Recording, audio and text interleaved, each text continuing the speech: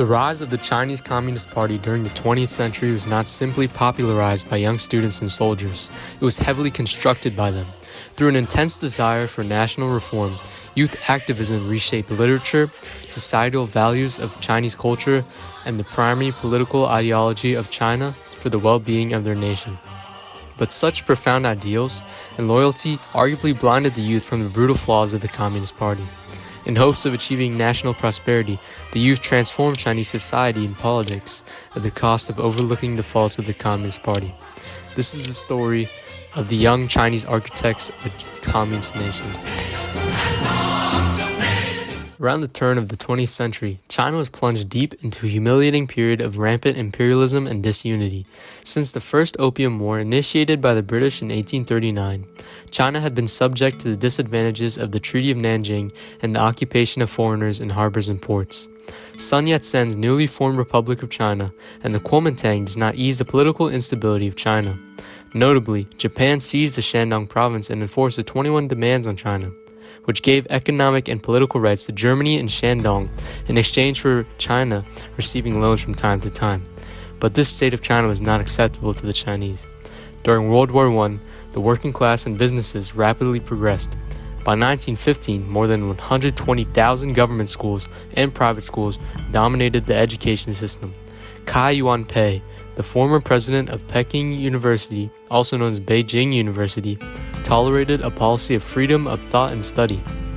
This allowed for multiple student-led groups such as the National Society magazine and the New Tide magazine to thrive. These developments would set the stage for the beginning of an intellectual uprising among the youth, the growth of their voice in politics, national significance, and a new China. On May 4, 1919, around 5,000 university students in Tiananmen Square, Beijing, marched against the signing of the Treaty of Versailles as it would give Germany authority over Shandong province. Some students even burned the property of a pro-Japanese politician. The Chinese government imprisoned students in schools to subdue the movement, but they only faced further boycotts and strikes from the youth. These students weren't just angry about foreign aggression. They were demanding a national revival. Eventually, the government apologized and pro-Japanese politicians were fired. With the media on their side, the youth popularized the need for social and political reform, as well as China's sense of nationalism and anti-imperialism.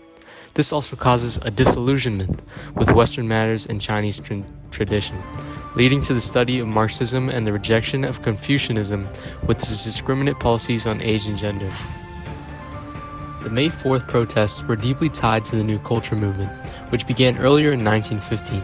Beginning in 1915, Chen Duxiu started the New Youth magazine, also known as the Xin Qingyan, led by intellectuals like Chen, Hu Shi, Li Dajiao, and Lu Xun. The movement capably dismantled Confucian norms and replaced them with ideals of democracy, science, and individual freedom. For instance, Lu Xun's Diary of a Madman remarks Confucian ideals as a hindrance to the progression of the youth. Students wrote and published essays focused on progressivism and Western concepts in the New Tide magazine.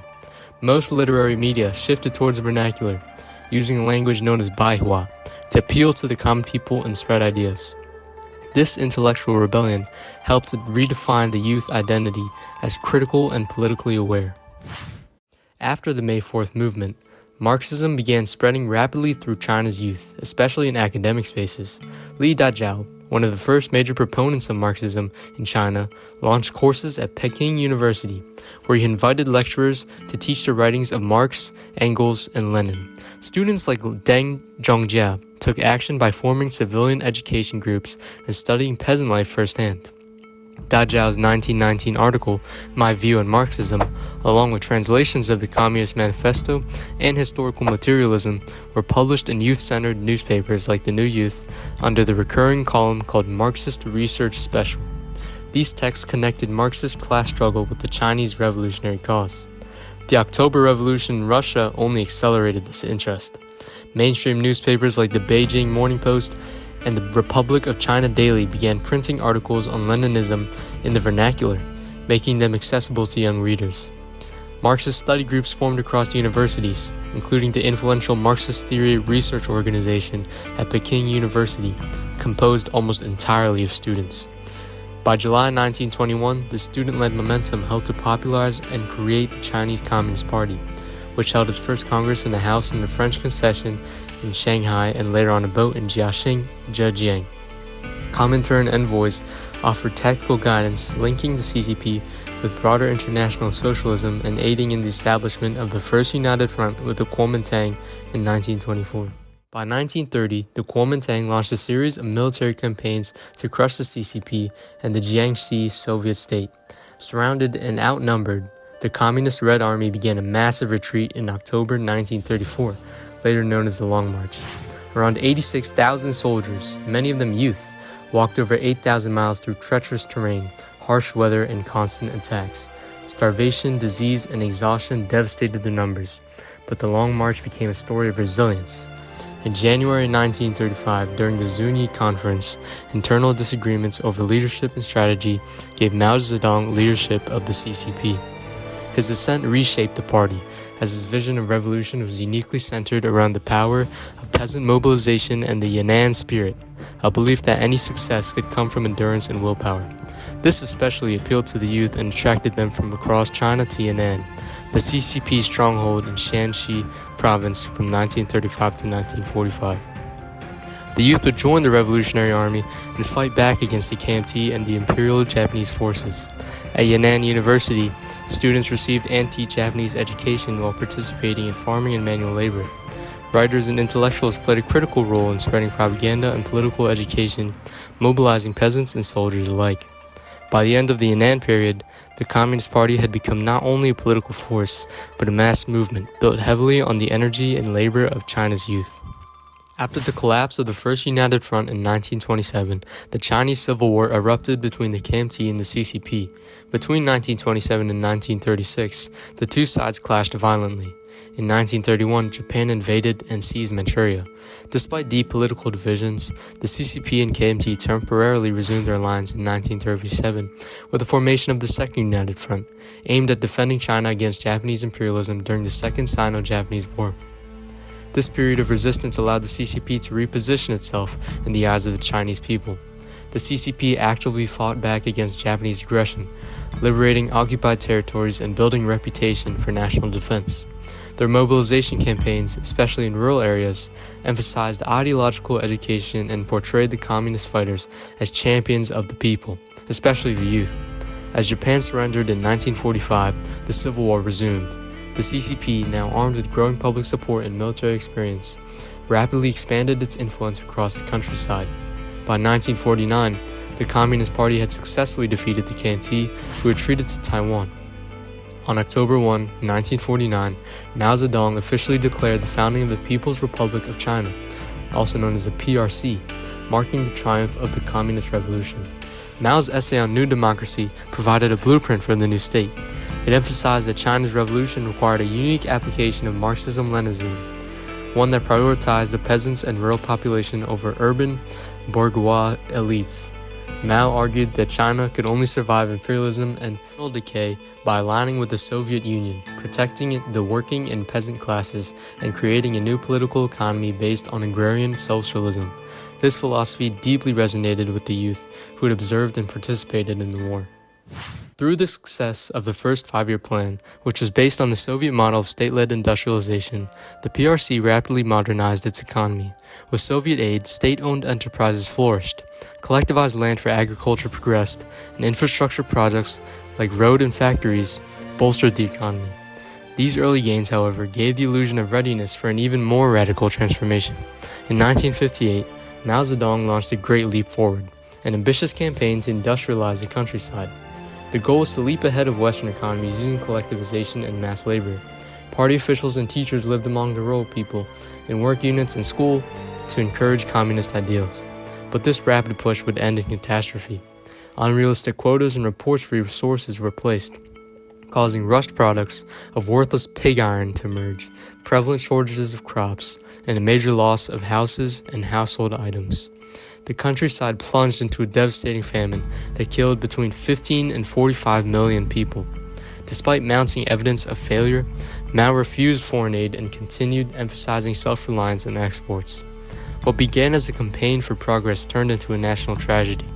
Many of the same young idealists who had once marched in support of Mao's vision now faced starvation, displacement, and disillusionment. Yet their initial loyalty and mobilization were central to the campaign's launch and reach, reinforcing how youth activism, when tied to blind faith, could amplify both revolutionary energy and state-led disaster. Following the success of the first 5-year plan, the Communist Party encouraged open criticism through the 100 Flowers campaign in 1956. For a year, students and intellectuals embraced newfound freedom, posting big character posters, giving speeches, and publishing critiques of Mao's leadership, party policies, and even the nature of Chinese Marxism. One student at Beijing University, Tan Tianrong, became especially known for his attacks and blind loyalty to Mao. But Mao had miscalculated. Expecting mostly constructive suggestions, he instead faced sharp challenges, especially from the youngsters, whom he had underestimated. When the critiques intensified, the CCP responded with the anti-rightist campaign in 1957. Thousands of rightists, landowners, KMT bureaucrats, and educated elites were opposed and sent to be re-educated. The movement reminded students that even the most passionate calls for reform could be punished. In turn, it called for the youth to be even more loyal and submissive to Mao. In the aftermath of the Great Leap Forward's failure, criticism of Mao and the CCP began to emerge, especially through literature. Maoists accused classical texts and academic elitism of distracting China from the revolutionary struggle. At Peking University, tensions rose as critics targeted school president Lu Ping for prioritizing academics over socialist values. Teachers became targets of struggle sessions, publicly humiliated and sometimes violently attacked by their own students. In 1966, Mao's call to eliminate revisionists evolved into a full-scale student movement. His letter to the Red Guards on August 1, 1966, urged young people to destroy the 4 olds: old ideas, old culture, old customs, and old habits. This message, followed by a massive student rally on August 18 in Tiananmen Square, gave the youth nationwide a confirmation to rebel. Enrollment standards were reformed to bring more students into the political sphere and legitimize the voices of the students, and even elite institutions like Tsinghua University became battlegrounds for ideological debates. From 1968 to 1978, nearly 17 million urban youth were sent to rural villages to labor and learn from the peasants, as a part of the Down to the Countryside movement. These students also often published Red Guard newspapers, acting as a significant medium of spreading Maoism. Through stalking, vandalism of property, and physical assault of the accused anti-revolutionaries, students enforced the Cultural Revolution's goals at all levels of society. The youth weren't just influenced by the party. They became the party's enforcers, helping Mao build a cult of personality and stamp out the bourgeois values wherever they appeared. Across the 20th century, the youth were not just witnesses to China's transformation under the Communist Party. They were its engineers. From the May 4th demonstrations to the Red Guard rallies, students and young revolutionaries radically redefined Chinese politics, culture, and ideology. They challenged Confucian tradition, embraced Marxism, and became the frontline advocates for liberation and Mao. But their unwavering loyalty came at a cost. The same students who had once demanded freedom and reform during the New Culture movement later helped silence opposers of Mao during the Cultural Revolution.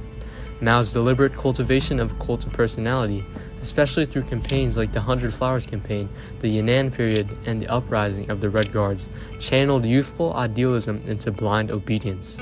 In doing so, the Communist Party gained its most effective force, a generation willing to destroy the old for the sake of the new, even if it meant turning on their teachers, families, and values.